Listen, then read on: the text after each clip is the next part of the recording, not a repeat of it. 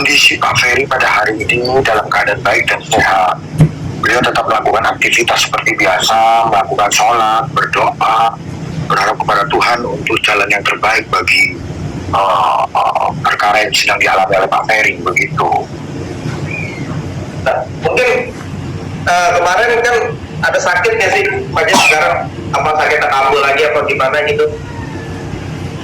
Kalau sakit itu kan yang diderita Pak Ferry sudah sejak lama, itu kan riwayat penyakit. Di samping juga ada penyakit-penyakit yang lain seperti sakit asam lambung, begitu. Jadi ya walaupun sakit tetap dijalani, begitu loh. Karena sejak awal Pak Ferry sudah berkomitmen untuk kooperatif dan mengikuti setiap proses hukum. Di samping itu juga kami tim penasihat hukum sudah mengajukan permohonan untuk penangguhan penahanan atau setidaknya pengalihan penahanan. Nah, kami juga berharap supaya kepolisian Polda Jawa Timur menerima permohonan kami dan menangguhkan tahanannya Pak Ferry, begitu. Oke, Bang Jan, mungkin saudara-saudaranya dari Pak Ferry sendiri sudah mengunjungi kan untuk bertemu dengan Pak Ferry sendiri? Warga dari Pak Ferry sudah menghubungi saya, mereka sudah atur waktu untuk melakukan kunjungan kepada Pak Ferry. Tentu dari pihak keluarga ingin segera mungkin untuk datang ke Surabaya untuk mengunjungi Pak Ferry dan mengetahui keadaan secara langsung ya.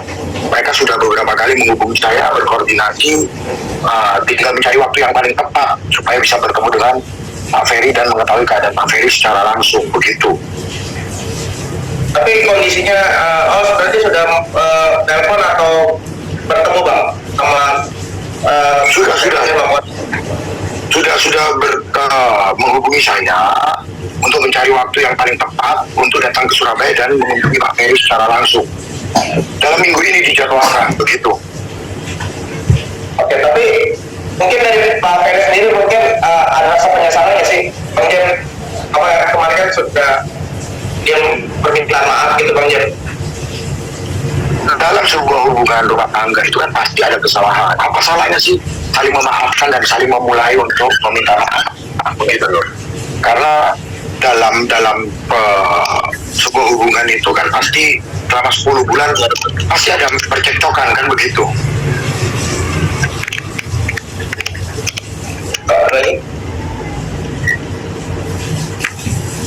Bangnya Pak, maaf Bangnya Pak, terkait penahanan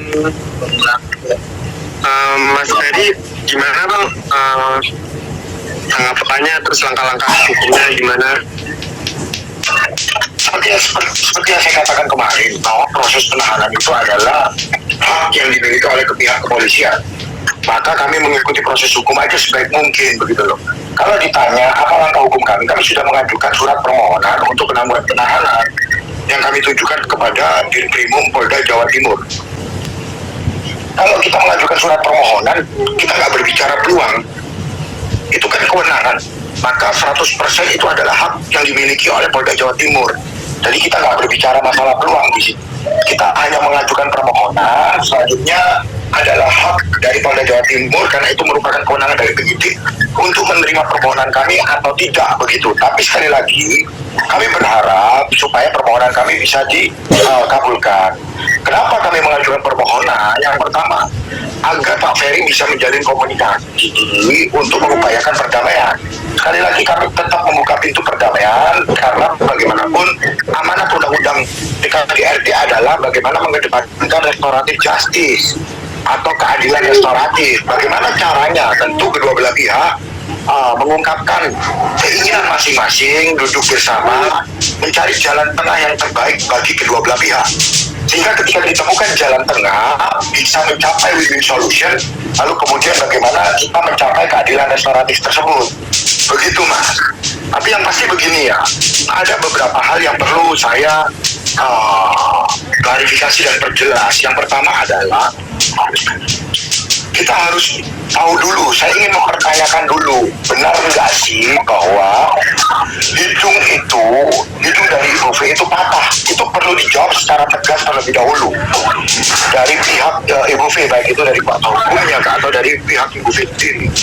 Pertanyaan saya, apakah benar hidung dari Ibu V itu mengalami patah akibat perbuatannya Pak Ferry itu perlu dijawab. Kenapa? Karena begini, dalam Undang-Undang Penghapusan Kekerasan dalam Rumah Tangga itu jelas sekali di pasal 44 ayat 4, ketika seseorang mengalami kekerasan yang tidak mengakibatkan penyakit, tidak menghalangi kegiatan sehari-hari, dan tidak mengganggu mata pencahariannya, itu harusnya dikenakan pasal 44 ayat 4 yang ancaman hukumannya itu adalah 4 bulan, berbeda dengan 44 ayat 1 yang ancaman hukumannya adalah 5 tahun, begitu loh. Maka kami ingin tahu dulu fakta yang sebenarnya, benar nggak itu hidung mata.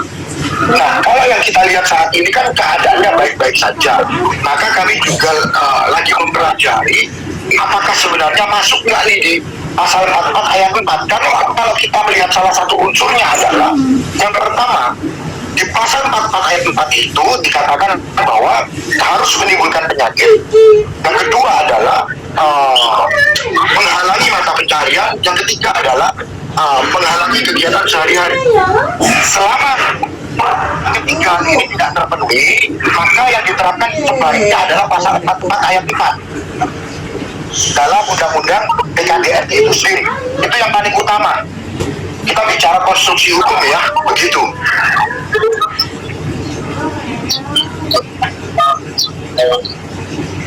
Teman-teman, mohon maaf, selain Bang Jeff di mute dong ininya, audionya selain Bang Jeff. Thank you. Pak Jeff, mungkin ekspresi dari Pak Ferry ini kan dianggap acting. Pak Jeff, saat kemarin mau juga netizen itu apa seperti apa Pak Jeff? Hasilnya kemarin itu. Iya, tentu kalau setiap orang yang sedang mengalami persoalan hukum bagaimanapun pasti ada tekanan-tekanan tersendiri ya. Jadi kalau dikatakan itu acting atau pura-pura itu kurang tepat lah. Setiap orang yang mengalami proses hukum itu pasti ada tekanan-tekanan tersendiri dalam dirinya, apalagi persoalan rumah tangga. Tentu Pak Ferry juga banyak pikiran dan tekanan dalam diri. Ya, jadi sekali lagi kalau dikatakan itu acting atau pura-pura, saya rasa itu tidak tepat dan tidak benar begitu loh. Pak Grip, tolong lagi nggak ngomong. Itu yang selain Bang Jeff tolong di mute ini ya teman-teman. Suaranya kemana-mana. Thank you.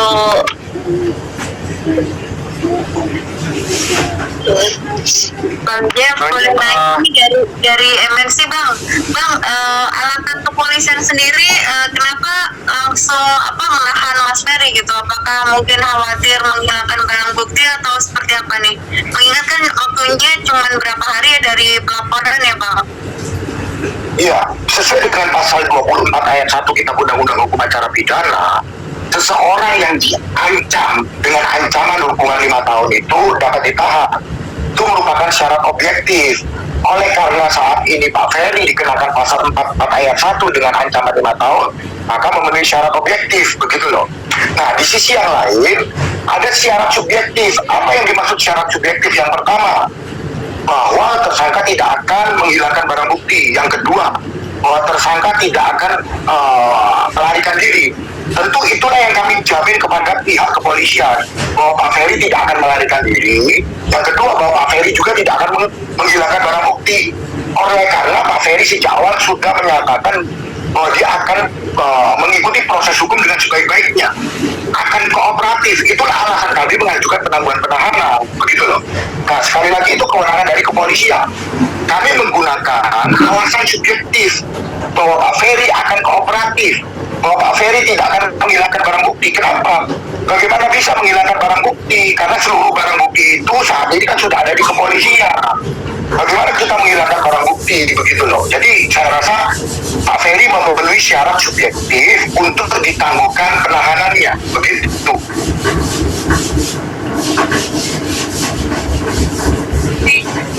Bang, kemarin itu Ferry itu sempat ngebacain surat cinta itu apa seperti apa sih Bang sebenarnya Bang? Ya itu kan isi hatinya Pak Ferry ya, suratnya itu tentu dari lubuk hatinya Pak Ferry yang paling dalam. Kalau itu ditanyakan kepada saya ya saya juga nggak tahu begitu loh. Dalam artian itulah isi hatinya Pak Ferry. Saya aja baru tahu bahwa Pak Ferry menulis surat tersebut pada saat di polisi daerah Jawa Timur begitu loh. Makanya kalau ditanya kepada saya, apakah itu surat cinta? Yang pasti itu adalah isi hati dari Pak Ferry sendiri yang diungkapkan melalui surat, kemudian dibacakan sendiri di depan teman-teman media, begitu.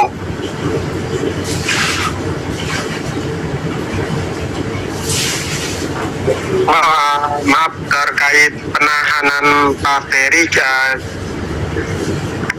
ini untuk permulaan ini penahanan akan dilakukan sampai 20 hari ke depan ya berarti ya Bang ya?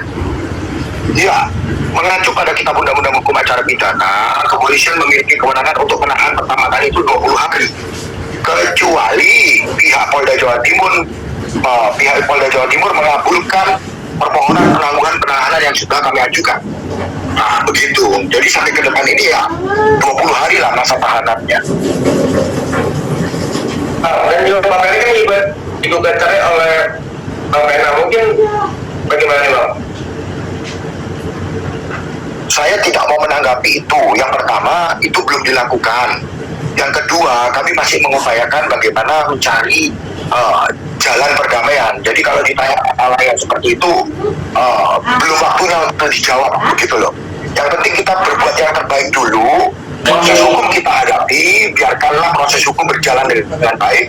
Di sisi yang lain, kami juga masih membuka pintu-pintu dan menjalin komunikasi, begitu loh. Makanya kami berharap terjadi pada akhirnya upaya perdamaian tersebut, begitu. Jadi yang lain-lain yang belum terjadi kami tidak bisa komentari. Oke, Bang, tadi aku kan baru ketemu Bang Hotman juga nih, dia tidak, Mbak Vena katanya sama sekali tidak ada mau mediasi. Tapi kalau dari pihak Abang dan Mas Ferry gimana Bang? Maksudnya ada pengen ketemu kah gitu Bang bersama Mbak Vena, Bang Hotman gitu untuk ya tadi gitu untuk melakukan mediasi, atau ini kan bisa dibilang kekeluargaan juga Bang gitu. Kalau dari Abang sama Mas Ferry Bang aja sebenarnya untuk berkumpul bertemu bareng-bareng gitu Bang, duduk. Justru itu yang kami harapkan. Kalau memang ada yang bisa mendamaikan atau paling tidak mencarikan jalan keluar atau menyambungkan tali silaturahmi antara Pak Ferry dengan Ibu V, itu justru yang kami harapkan. Sehingga mereka berdua bisa langsung bertemu dan mengungkapkan isi hati masing-masing. Mungkin apa yang ingin diungkapkan, mungkin dari Ibu V keinginannya seperti apa, lalu kemudian Pak Ferry sendiri juga keinginannya seperti apa, sehingga bisa menemukan titik tengah, lalu kemudian kalau memang tercapai perdamaian bisa menuangkan itu dalam perdamaian sehingga tercapai restoratif justice. Jadi kalau ditanya mau nggak sih bertemu Pak Ferry dengan Ibu V, sangat mau dan sangat itulah yang diinginkan oleh Pak Ferry, begitu loh. Tapi kan Bang, dalam kasus KDRT restoratif justice tidak berlaku Bang. Kata siapa itu? Yang biasa-biasa aja Bang. Enggak. Dalam setiap perkara, ketika ada seseorang pelapor dengan terlapor bersama-sama berdamai, lalu kemudian mengajukan perdamaian kepada pihak kepolisian, maka dengan kebijaksanaan pihak kepolisian dapat mengambil upaya hukum, yaitu restoratif justice atau keadilan restoratif. Selama memang pelapor dengan terlapor bersama-sama sepakat untuk melakukan perdamaian. Begitu. Jadi kalau dikatakan bahwa dalam undang-undang PKDRT sendiri tidak ada restoratif justice, itu sangat keliru. Justru undang-undang PKDRT mengamanatkan supaya ketika memang pelapor dan terlapor memiliki jalan tengah atau paling tidak mereka bersepakat berdamai, maka dimungkinkan untuk dilakukan restoratif justice. Itu yang benar.